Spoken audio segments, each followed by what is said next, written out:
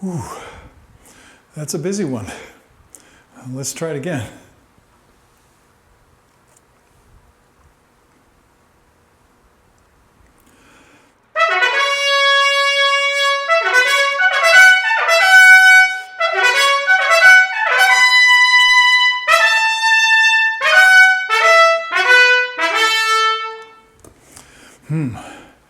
That is a very challenging little excerpt, and I often wonder why it's not on more auditions. This is from Pines of Rome, as many of you know, and the famous lyric solo, offstage solo, is what is normally put on an excerpt list. But I find this a lot more difficult than the lyric solo. So let's dig into it and see what we can find today, maybe discover some new ways of practicing it. Obviously, there are some physical challenges, and if you don't have the necessary skills or strengths, then you shouldn't abuse yourself by trying to play this. So then you have to make kind of a progression toward it. So let's do a little bit of that work today. Let's see. One of the first things I might do, and it's particularly difficult on this particular excerpt, is I might buzz it and slur it first. Now when I buzz it,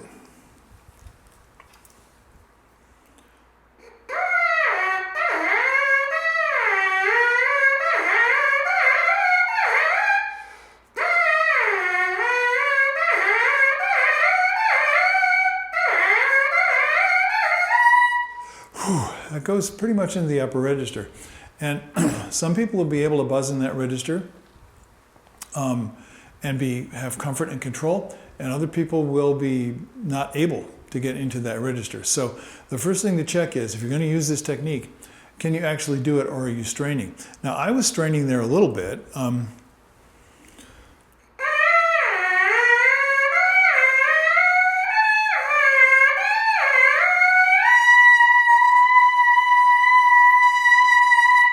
That IB is a little bit forced for me, so I wouldn't do that very much.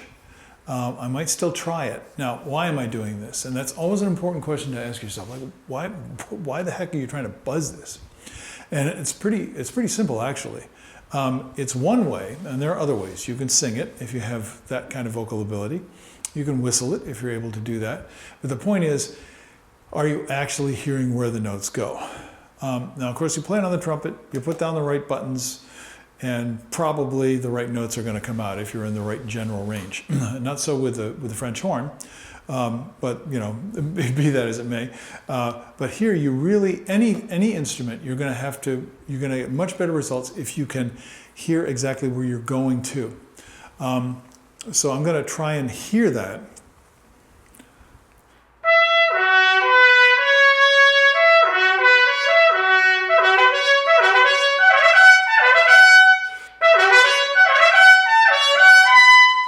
Now, of course, I can take it much slower, and that's what I strongly recommend. Now, what are we looking for here? What are we aiming at? We're aiming at an even, vibrant sound that the timbre doesn't change, and there's completely, the notes are completely connected, exactly as if you were singing or buzzing or whistling it.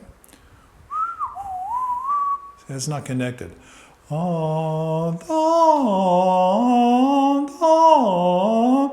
I know I'm not going to be able to sing it the whole thing. That's starting there.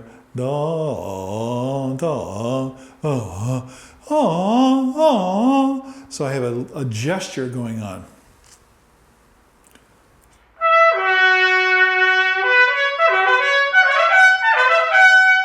So that's a good way to practice it. And I'm going to do it slower. And this is actually what I would do if I were preparing this.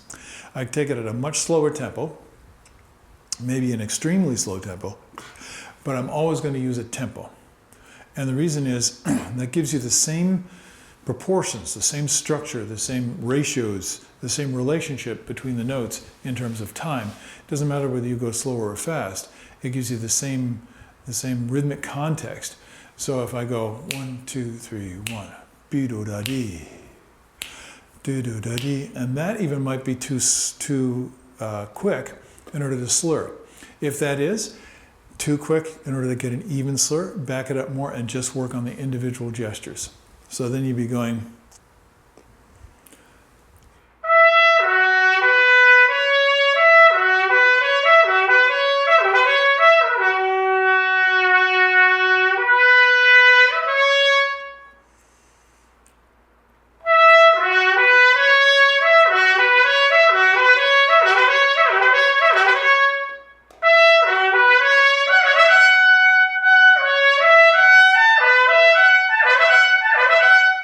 Now I'm practicing the smoothness and the connection between the notes. Now I'm going fairly quickly because I have the skill to do that. But if I were trying to prepare this, if I were preparing it for a performance, which I have not done for a long time, what I would go back and do is make sure that that my body had a clear picture of the path between all the notes, how they're connected, and again, in time. Okay, so that deals with one of the problems. One of the biggest problems, besides the range and the volume, is that you're playing with a mute. So a mute can cause issues, and you got to get used to playing it that way, since that's what required for the right sound on the piece. So I like this particular mute. I'm using a TrumCore aluminum mute.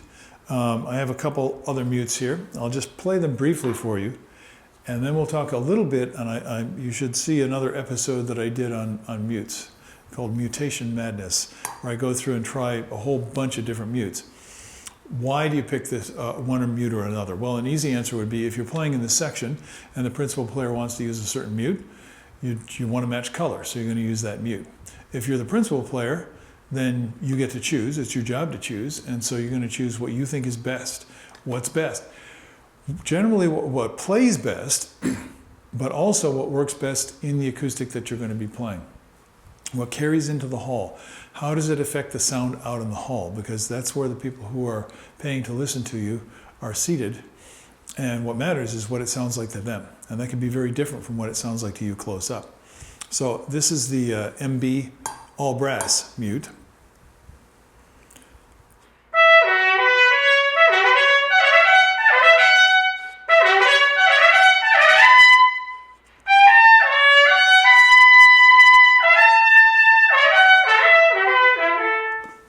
That's kind of a nice sound.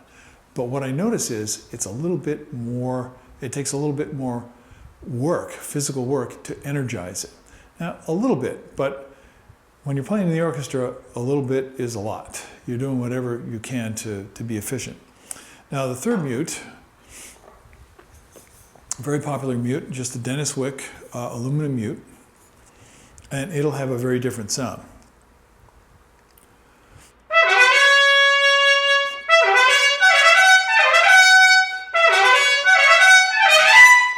Now that has a kind of a zzz, a real sizzle to it, but it doesn't feel good for me to play. It's backing up on me a little bit.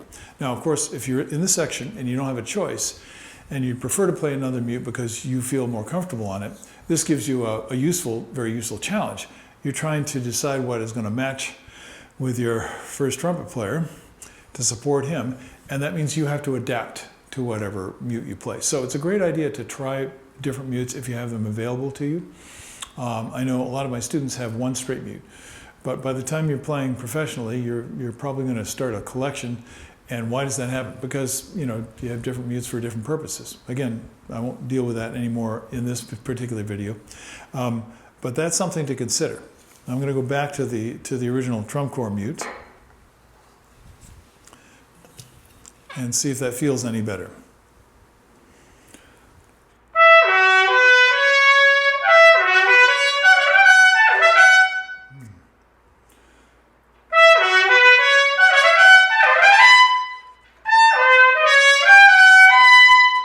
See, now I've been playing the different mutes and my body is out of whack because they all feel different. So this is another good, important thing to keep in mind. When you're going to play something muted, whether it's in a solo or an ensemble performance, anything you're doing where you're using a mute, practice it with the mute that you intend to use, because otherwise you're not training your body properly. And some people have no trouble with this. Other people are really, really sensitive to it. So it's always a good idea to practice it the way you're going to play it. I will admit that a lot of times I'll practice this without a mute at all, because I don't particularly like mutes. I'd rather play it open. And then I have to choose a mute and practice with the mute until my body adapts to it. Okay, what are some other things that give people problems? Well, the main thing that I can tell you about in this one is time, because it goes by so fast. So I'm going to try it the end. Let's see. Well, let's see how this goes. I'll try it again.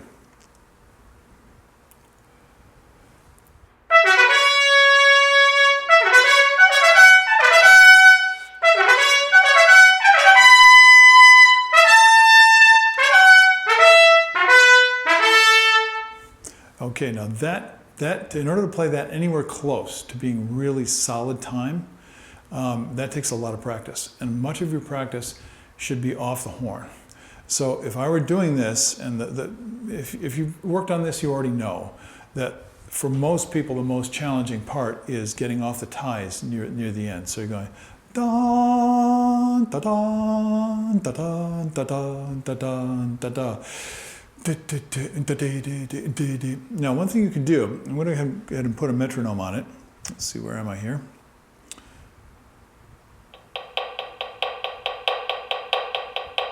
So you see I have the eighth note beat on.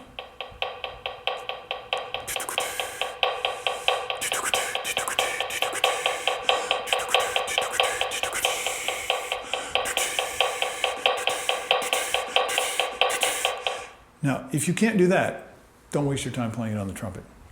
It's the first thing you have to learn. And I'll give you a couple of tips. I find these things not only useful, I find them kind of critical. Most people are thinking, get off the tie. So they're thinking 1, 2, 3, da da, and then jumping to the next note. And that kind of disturbs your time sense. What you always want to be doing is aiming at your next, the next point of arrival, the next point of intensity. In this case, on the ties, it's 1, 2, 3, and 2, 3, and 2, 3, and 2. So it's the 2 in the middle of the bar. 1, 2, da da, da da, da da, da da, da da. And that, you have to feel the groove with that. So a great way to practice it is just play.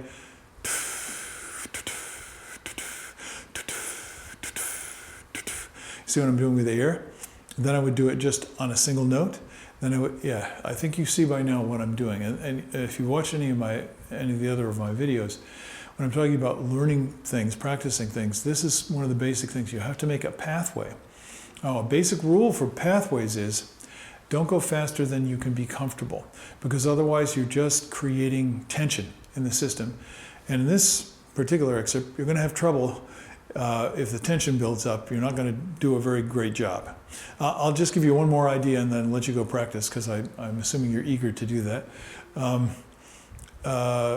This is a very noisy part of the piece. It's right near the beginning of the first movement, and it's very loud.